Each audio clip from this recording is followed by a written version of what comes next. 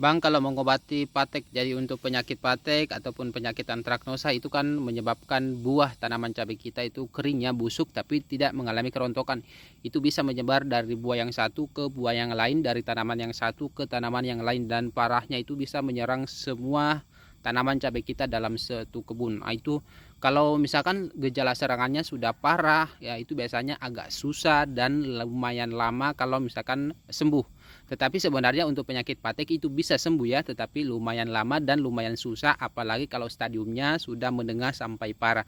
Tetapi kita sebagai petani harus berusaha bagaimana caranya untuk menghentikan penyebarannya, apalagi kalau misalkan harga cabai agak mahal ya, kita mungkin bisa memberikan ataupun melakukan penyemprotan fungisida yang bisa menyembuhkan.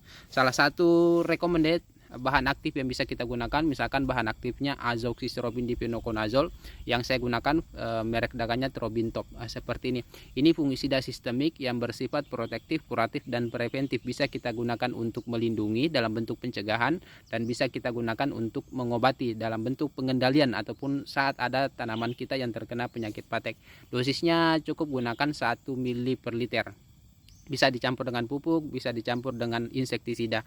Terus ini kalau misalnya menggunakan ini ya, sebaiknya dirolin dengan fungisida lain, misalkan dirolin dengan Detachit, bahan aktifnya sulfur benzoat, ataupun dirolin dengan misalkan Nordox, bahan aktifnya tembaga. Itu gunakan 2 ataupun 3 fungisida yang diaplikasikan secara rollingan agar tanaman cabai kita bisa sembuh ataupun penyakit pateknya bisa terhenti. Seperti ini ya. Kalau misalnya menggunakan fungisida Trobintop ya, bisa cek di keranjang di bagian pojok kiri bawah. Oke, semoga bermanfaat.